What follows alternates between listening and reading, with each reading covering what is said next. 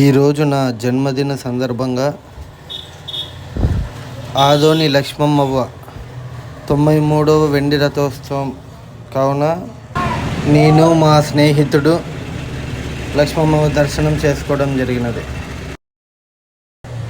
ఆదోని ఎంట్రింగ్లో శ్రీ శుంకులమ్మ దేవి దర్శనం. ఆదోని వెళ్ళే ప్రతి ఒక్క భక్తుడు ఈమెను దర్శించుకొని వెళ్తే చాలా మంచిది. లక్ష్మమ్మ గుడి డెకరేషను మరియు గర్భగుడి చాలా అద్భుతంగా అలంకరణ చేయడం జరిగినది. ఓం ఐం హ్రీం శ్రీం శ్రీమాత్రే నమః.